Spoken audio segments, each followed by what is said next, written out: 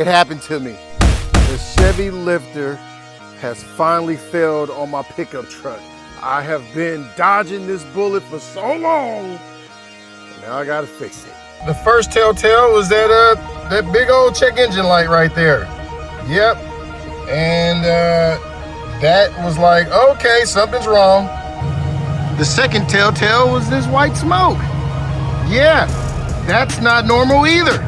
I literally checked everything, hoping, wishing, praying that it was not the catastrophic lifter failure, but it was. And I'll show you how I found it. It started with a misfire for this side of the cylinder, so I did the obvious. I swapped the coils, everything was fine. I took a look at the spark plugs, I even swapped the spark plugs, everything was fine.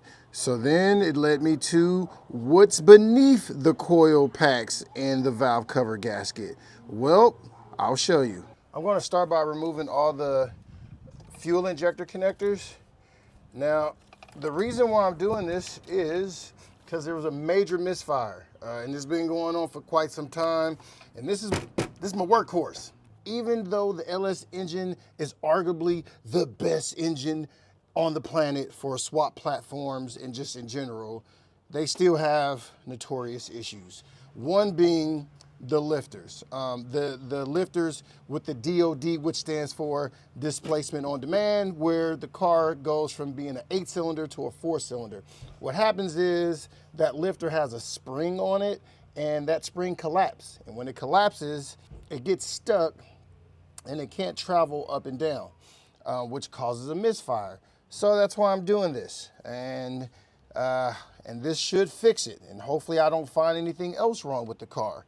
So I have a bunch of sensors that I need to take off, in addition to the fuel injector connectors. And I'm doing this so that I can remove the intake manifold.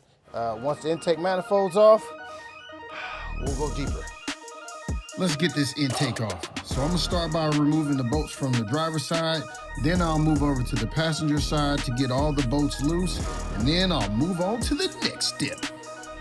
Now that I have all the bolts loose, I can take out the intake manifold. I'm trying to sneak it out past the alternator because I don't want to take off the alternator. And the plan here is not to finish today because I started late and it's getting dark. But at least I can get as far as I can. That way, first thing tomorrow morning, I can jump right back on it and hopefully I don't have that much left. Oh, now I gotta pop off this vacuum hose. Okay, let's just pop it off from here. Maybe that'll be easier. Oh, there we go. Wow, I was able to sneak off the intake manifold without taking off the drive belt or the alternator. I could leave on the alternator. That's my best impression of Arnold Schwarzenegger. Let's just roll with it. With the intake manifold off, the next thing I'll do is go ahead and remove the coil packs. After that's done, I'll go ahead and loosen the bolts to the valve cover, then take the valve cover off very slowly and gently so I don't damage anything. Once that's done, I'll have access to the roller rockers and we'll go to the next step. The valve cover's off. Now let me show you what's inside. These are the rocker arms. Now what happened is the lifter is way down underneath this cylinder head. And what happens is that lifter pushes up on a push rod and that push rod presses against this rocker arm, which makes them go up and down like a 6-4. It hits the switches. But one of these, I think it was this one, I can't remember. But what happens is when all these other rocker arms are firing off and they're moving up and down, this one, which it could be this one, but it might be that one, stays in this position. And I was able to wiggle it up and down and move it back and forth. And that was the telltale sign that the lifter is stuck and it's not operating like it should. So now what I'm going to do is remove this whole rocker arm tray, and then that'll give me access to the cylinder head bolts. And then we'll take off the cylinder head, and we're looking pretty good. I still got a little daylight, so this is actually pretty awesome. Let's keep going. I'm going to start by loosening all the bolts to the rocker arm assembly. Once all the bolts are loose, I can take the whole assembly out as one unit. That's a good thing about these LS engines. And the rocker arm assembly is out, and now we can go ahead and move on to the next. I am super surprised right now. Somehow, I was able to get this far to where the cylinder head is almost ready to come off. I'm loosening the bolts by hand that's in the back of the engine because I can't get my impact gun back there because it won't fit. But I'm gonna start by loosening these rear bolts on the cylinder head, and then I'll do the front cylinder bolts with my impact gun. I might be able to remove this cylinder head before the sun comes down. If that happens, I will be so shocked. And I'll probably be able to enjoy, you know what? I'm not gonna jinx it. I'm just gonna keep wrenching and hope that I can get this thing off before the sun goes down. I'm going to remove the bolts inside the cylinder head, on the outside of the cylinder head, and then the small bolts on top of the cylinder head. This will give me access to removing the cylinder head by itself, give it a little wiggle, a little uggle-duggle, a little oogie-duggy, and it comes off. And bam, here's the cylinder head. Now we can see what's inside the engine. Ooh, it's a whole lot of coolant. Let's do some inspection. Wow, I cannot believe I got the cylinder head off before it got dark. So look, the next agenda is tomorrow I'm going to come clean all the coolant out of each of the cylinders. Now that's normal. When you remove a cylinder head, you're allowing the separation of the coolant and the oil to mix. So that's what you're seeing here. That's not normal. So I wonder if this head gasket actually failed also. But I have to clean all that out. I have to chase all the threads on the engine block. I'll remove these trays, the lifter trays out, and then I'll show you guys the problematic lifter. I'll show you guys the lifter that failed. I'm just gonna snap my little fingers and then we'll be on the next day. It is the next morning and we're back on the truck. The birds are chirping, they sound so beautiful, but I need y'all birds to be quiet. I'm trying to record a show here. The next thing on the truck is to remove the coolant from each of the cylinder walls from the engine. I need to do that. I need to remove all the push rods and make sure that they are straight and they're not bent. So I'm gonna do that by just using a flat surface and rolling each push rod on that surface to make sure I don't see any type of deformness on the push rod. They should be straight as an arrow, or straight as a ruler, or straight as a straight. So let's go ahead and do that process right now. Removing the push rods is pretty simple. And once that's done, I'll go ahead and clean all the coolant out the cylinder wall. It's important that the cylinder walls is nice and dry, baby. So I'm gonna take my time and do that and keep going. Now it's time to test out the push rods. I'm hoping that they all roll and there's no deformness or warpness in any of them. And this is a Vans box, okay? This is the flattest surface you'll ever get. Their shoes are also flat, just like their boxes. So as I'm rolling these push rods, they look fine. Wow, I want to say I dodged that bullet. And as you can see, I marked each push rod. You see they're numbered. There's number 4, number 5. I'm not saying 6, 7. So the push rods look great. Even the tips of them, they're still intact. So that's a great sign. So now let's keep rocking with this project. Each lifter tray is held in by one bolt. Once I remove the bolts, that allows me to remove the lifter trays. Sometimes they get stuck and I have to wiggle them out. But once that's done, the lifters come out. Now we can go and inspect the damage. We're back in the belly of the beast. And I'm getting ready to take the back set of lifter trays out. And I want to show you guys this. Oh, did you see that? Look. Let me Fix my camera. Bam. Uh-oh. Somebody didn't come out complete. I found the issue. Yep, look. Half of that lifter is still inside the engine, and the other half is right here in the lifter tray. That's the corporate. Oh, man. Is that the DOD? Yep. Yep, look. You see, that's a spring. That is the displacement on demand. That is the lifter that deactivates when the truck goes from being a V8 to a 4-cylinder. That's the issue. So we're going to go ahead and take that out and start putting in the labor to get this thing prepped for the new lifters. It's extremely important to spray compressed air down the threads of the engine where the cylinder heads are going to be installed. This removes any coolant or debris that's trapped inside those threaded areas. If you don't do this, when you torque the new head cylinder bolts down, you can crack the block or warp. Please do this.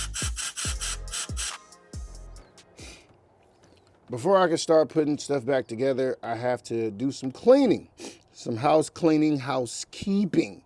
And one of the things is to spray the coolant out of each of the threads on the engine block. Now that's one step. The second step is to take these thread chasers like this, and I have to go down each in every one of these threads that the cylinder head's going to mate to. And the same thing with this one here. Let me pull this guy out so I can show you what it looks like, and I'll give you the reasoning. The reasoning is if coolant is stuck in these threads, and if there's dirt and debris inside of these cylinder head, and if there's dirt and debris inside of the engine threads, when I get ready to put the new bolts on, with the cylinder head on, the bolt will compress the debris and the coolant, and it will crack this block, and I don't want that. So to prevent that, I went ahead and used the I used the compressed air to blow any excess coolant out, and now I'm using these thread chasers to go ahead and remove any of the last debris that's in here. All right, gotta take these precautions. It's a big job. All right, so I'm literally going to thread this all the way down. And then once it bottoms out, it's bottomed out, I'm going to remove it, and then we shall see any grime, dirt, or debris that is on this thread chaser. Okay, reveal yourself. Okay, it's actually not too bad. All right, there we go. It's not that bad, but I want to keep doing this. Let's see here. Yep, there we go. Okay, so that's actually not too bad, but you can see there is some debris on there. There you go. Yep. Now what I have to do is I have to repeat this process in that same thread area until I don't see any more debris. And I have to do that for every last one of them. So, time to have some fun. I wouldn't call it fun, but let's finish this project. I'll finish using my thread chaser to get the last bit of debris out. Once that's done, I'll pack out my new lifters. These are the displacement on demand lifters. I'll put them inside the new lifted tray. It's a snug fit, but they'll fit right in with a little push. Once that's done, I'll go ahead and pop out the non-DOD lifters, put them in place, and voila. Finally, we have an assembled lifter and lifter tray. It looks amazing. I hope it doesn't fail. Let's put them in. There's a certain orientation you have to put these in. They have to go in a certain way. Once that's done, I'll go ahead and lock them down with the assembly bolt so that they don't move, and we're gonna pop out the head gasket. This is going to keep the oil and coolant separated. Look, it's all nice and shiny, ready to be activated. Boom, let's get that cylinder head in place. It's a snug fit, but luckily there's a dowel pin that helps align the cylinder head to the NG yong. Once I get that bad boy in place, I bust out the cylinder head bolts. There's 3 sets of bolts. There's bolts for the outside of the cylinder head. As you see, I'm hand tightening them in. Then there's bolts for the inside of the cylinder head, and then the top side. Once that's all done, I'll snug them down with my impact gun, get them down nice and snug, and then we'll bust out the big daddy, the torque wrench. Now, it's very important that you torque these down to spec. There's 2 different torque spec passes, followed by a 3rd torque spec pass that's a degrees. So you have to look at the manufacturer specifications to get yours right. This final pass on the big bolts is a 90-degree pass. The first 2 are different specification, but once that's done, I put the push rods in. Yep, put them right back in place, followed up by the rocker arms. And once the rocker arms go in, those have a torque spec too. So I'll torque them down also, baby. We are moving along. This is awesome. What? I can't believe it. Look at that. The rocker arm assembly is back together. Now I'm gonna slide the manifold in place, zip that bad boy down, and keep rocking. Here's the valve cover. Let's slide the valve cover in, put the intake manifold back in place, put the booster for the brake vacuum hose back in place, zap the intake manifold down. We are rocking. Follow that by the coil packs, slide them in along with the spark plugs. Here's some little wires for the wire harness. Those are for the fuel injectors. The other side are different sensors for like the MAP and MAV sensor and all that good stuff. I'll plug all that back in, put the air intake back in place, the factory one, not aftermarket because it's California. Put the power wire for the alternator back in place. What a journey. Everything is connected back to the truck. There's only one last thing to do, and that's see if all this work has finally paid off and the misfire is fixed and the lifter issue is fixed. Let's go inside. I'll know right away if it's fixed because as soon as I start it, it'll misfire. But we don't want that. Plus the check engine light will start flashing. Here we go. Okay, prime the oil, prime the fuel. Let's go. Okay.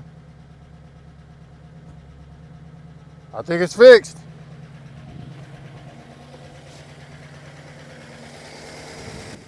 Yeah. Oh. She purring. She's purring again. Oh, I think it's fixed. Yes. The only thing I have to do now is bleed the coolant system, add some coolant and bleed the coolant system. But she is back, baby. She is back. Thank y'all for tuning into this episode. Stargazer, AKA the Silverado, is back on the road, baby. Now, all I have to do is bleed the coolant system and then we can get back to doing what this thing does best, which is everything under the sun. Thank y'all for watching this episode. Until the next time, in between time, I see you when I see you. Go!